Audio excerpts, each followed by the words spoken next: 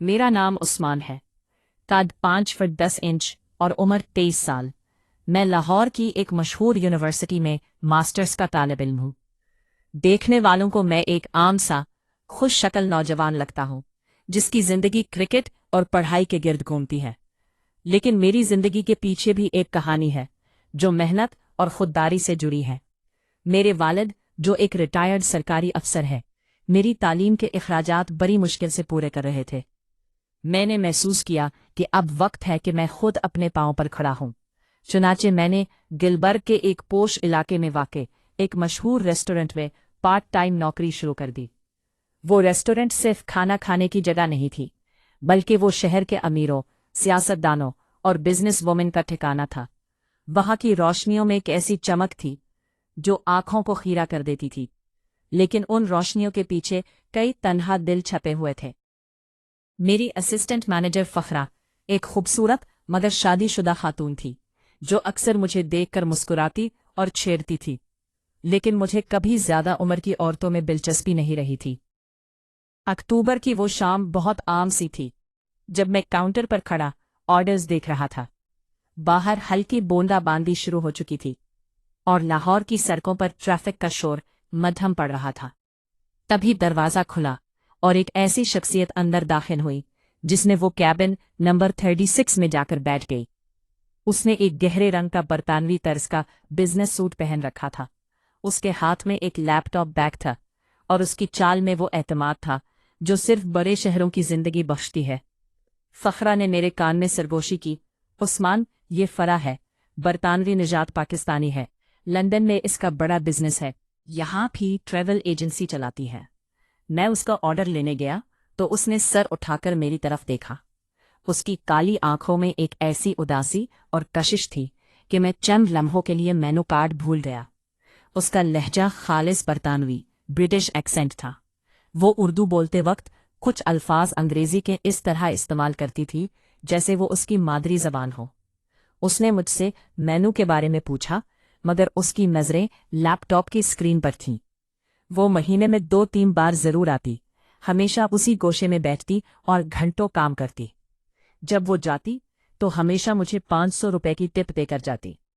मेरे लिए वो पैसे एक बड़ी रकम थे, लेकिन उसके हाथ से वो पैसे लेते वक्त मुझे एक अजीब सी नितामत महसूस होने लगी थी। मैं उसे सिर्फ एक गाहक के तौर पर नहीं, बल्कि एक ऐसी पहेली के तौर पर देखने लगा था जिसे हल करना जरूरी था। वक्त गुजरने के साथ फराह और मेरे दरमियान एक गैर महसूस सा रिश्ता कायम हो गया। अब वो आते ही मुझे पुकारती और पूछती, Usman, what is special today? एक दिन मैंने उसे साफ बताया कि यहाँ का फ्राइड चिकन अच्छा नहीं है, आप सिर्फ सलाद और ड्रिंक लें। वो मेरी इस जुर्रत और सच्चाई पर पहली बार खिलकर मुस्कराई। वो मुस्कराहट ऐसी थी जैसे लंदन की सर्दियों में अचानक धूप निकल आए। उस दिन जब वो जाने लगी और रिवायती तौर पर 500 का नोट मेरी तरफ बढ़ाया, तो मैंने अपना हाथ पीछे खींच लिया। फराह, अब से मैं ये पैसे नहीं लूंगा, मैंने हिम्मत जमा करके कहा। वो चौंक गई।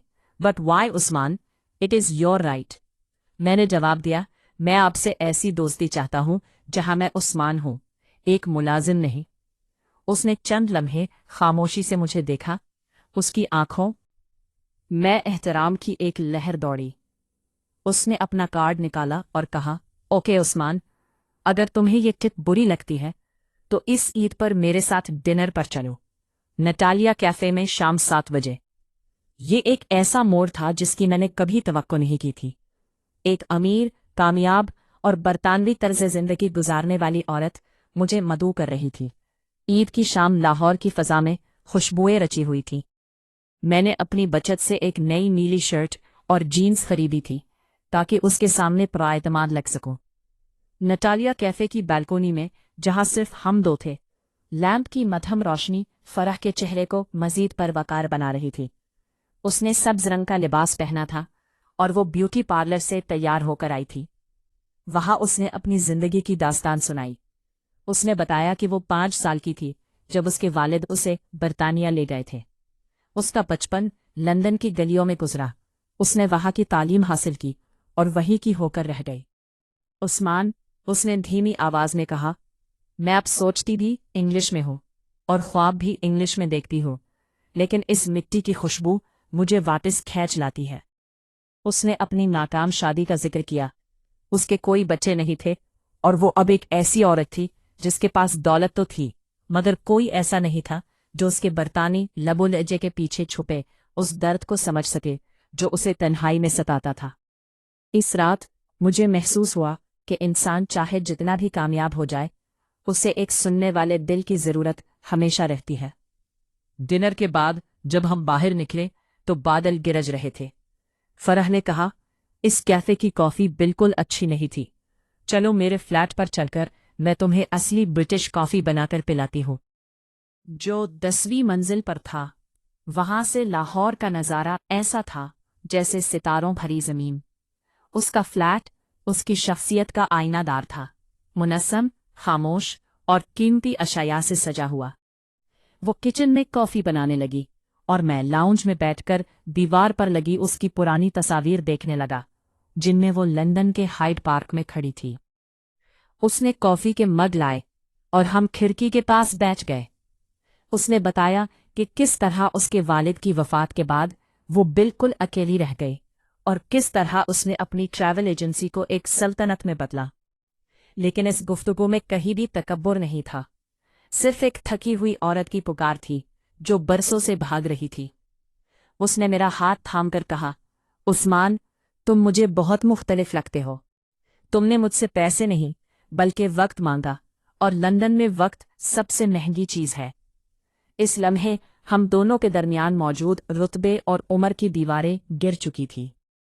रात के 12 बज रहे थे जब मैंने वहां से रुखसत लेने का इरादा किया। फरह मुझे दरवाजे तक छोड़ने आई। उसने मुझे एक तोहफा दिया, एक कीमती घड़ी जो उसने लंदन से खरीदी थी। ये तुम्हारे वक्त के लिए मेरा शुक्रिया है उस्मान, उसने मुस्कुराकर कहा। मैंने वो घड़ी तो ले ली, लेकिन मेरे दिल में जो एहसास था वो उस घड़ी से कहीं ज्यादा कीमती था। मैंने उससे वादा किया कि मैं उसे दोबारा मिलूंगा, लेकिन इस बार रेस्टोरेंट में नहीं बल्कि एक दोस्त की हैसियत से। मैं हॉस्टल वापस आया तो पूरा रास्ता वही बरतानवी लहजा और वो कॉफी की खुशबू मेरे साथ थी। मैंने जान लिया था कि मोहब्बत और दोस्ती के लिए इसी खास शहरियत या बैंक बैलेंस की जरूरत नहीं होती। ये रूहों का वो मैल है जो किसी भी सर्द रात को गरमाइश बह सकता है। फरह अब मेरे लिए सिर्फ एक बिजनेस वुमन नहीं थी, वो मेरा वो ख्वाब थी जिसे मैंने खुली आंखों से देखा था। ये कहानी अब भी जारी है, क्योंकि लाहौर की सड़कों पर अब भी बारिश होती है और कहीं किसी आलीशान फ्लैट में कोई मेरा इंतजार कर रहा होता है। मेरी जिंदगी की समत बदल दी।